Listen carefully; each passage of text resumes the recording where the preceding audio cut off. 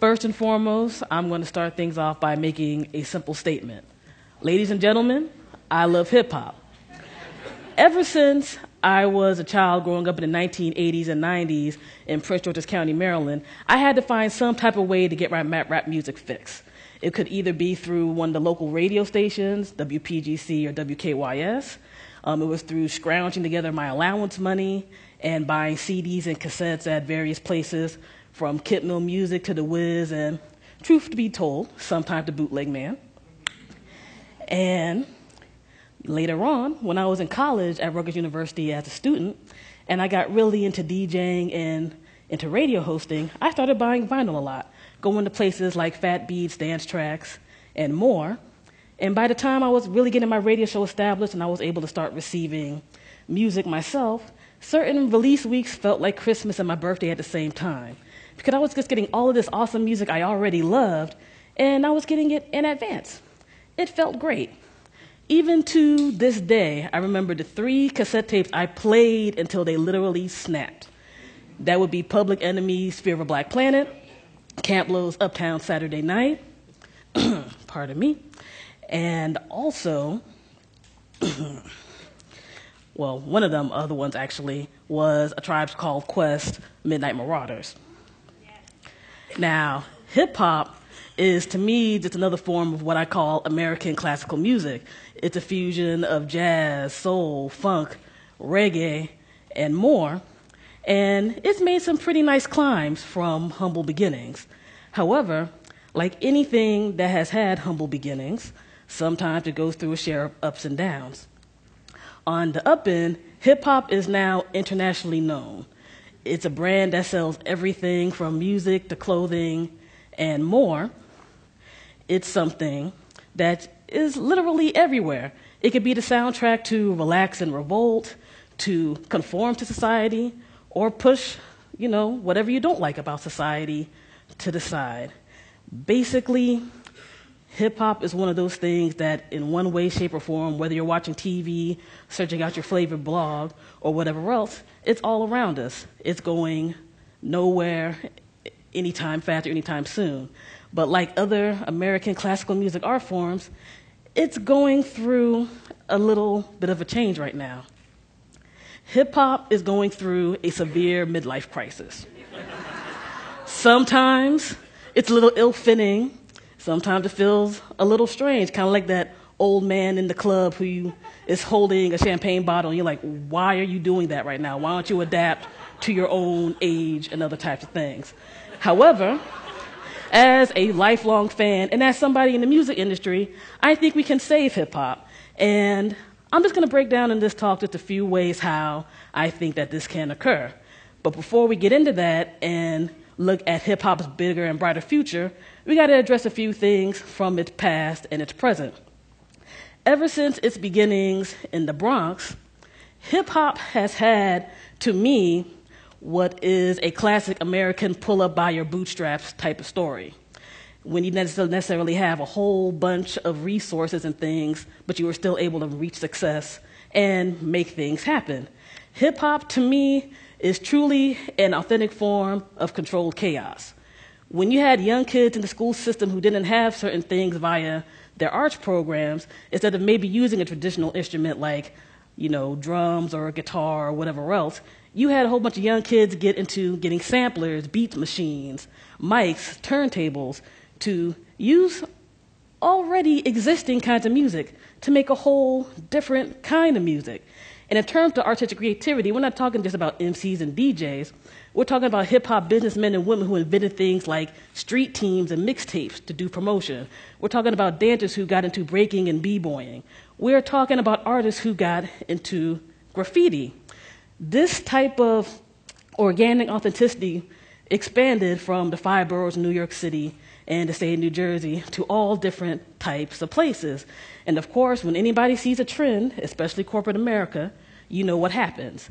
They go ahead, they hop on board, and they try to go ahead and run with it. Now, one of the things I think a lot of people didn't expect was hip-hop wasn't going to be a temporary trend. It's lasted for quite some time. And I think that's pretty awesome for something that people would have looked at going away like beta tapes or ColecoVision or slap bracelets.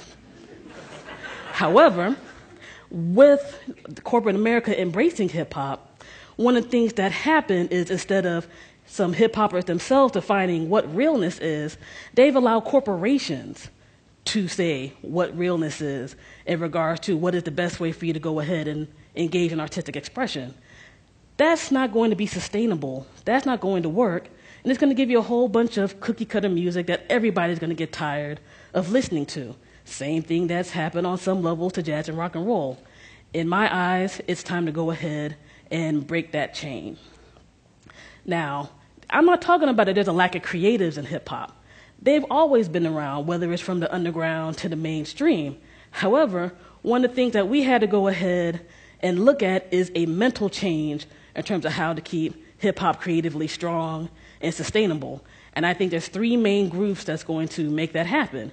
It's going to be the music artists themselves, the music distributors, and the fans. Now, first and foremost, I'm going to go ahead and address the music artist. Music artists need to know their own creative self-worth right from the get-go. You can't have somebody else tell you what's valuable and what's not in your own terms of self-expression. You got to embrace what you do and go hard and work hard towards that. And with that, you can't expect a corporation to pull you up from the bootstraps, give you a microphone, take you into a pretty studio, and you're going to go ahead and make a hit. You got to do what the people back in the 70s and 80s, and to a degree the 90s did. You got to have your own strong do-it-yourself mentality to go ahead and get success. And one of the biggest tools that we have right now to go and make that happen is the internet. There's no excuse right now for any music artist to not take control of their own career in some way, shape, or form. We all know about the social networks, Facebook, Twitter, etc., where you can actually directly reach out to fans and even maybe fellow music artists to collaborate with. But you also have your own distribution systems, Bandcamp, SoundCloud. You have ways that you can record and book your own gigs, Reaper, Mobile Roadie, Sonic Bids. And the music business. You got to be able to learn the music business to be able to make money in music. And also there's things like governmental music policy that you can learn about as well. And a few sites listed, Future of Music, Hypebot, Harry Allen's site, Rap Coalition, etc. And if you actually want to reach out to fans who may like your music, you don't have to depend on 3 or 4 major distributors anymore. You don't got to depend on mainstream radio all the time or mainstream TV all the time. Reach out to all the different types of blogs and other types of things that can actually appeal to what you do. You can't complain about a system that doesn't support you if you're not mentally supporting yourself. Next up, we got to talk to the labels. Music labels, I know times are hard. We're all going through economic issues and stuff like that. My wallet is not exactly the thickest with a whole lot of money. However, I know that I have to adapt to make a living, and with the labels, they need to be able to go ahead and do the same thing. Yes, there's going to be a lack of sales from the 1990s and the 2000s, but one of the things that labels have to do is change with the times. You're not going to be able to go back to a pre-NAFTA period. I have a 5-year-old cousin who knows how to search out songs and find a way to get those songs. I'm not advocating this. I'm just saying how things go. Now, with all of that, especially now that we have an abstract way of buying music via MP3s, you got to have your label be known for releasing quality, not a quantity of stuff. Have your A&Rs actually take a strong role again in terms of crafting what a music artist does with their singles and albums. Don't just release every random audio trend to the point where people just get bored of what you do. Have your label be known for being a standard bearer. Be like the Def Jam back in the 1980s. Be like the loud music of the 1990s. And people will go ahead and buy your music. Also, 360 deals and stuff like that, that's only going to work so far too.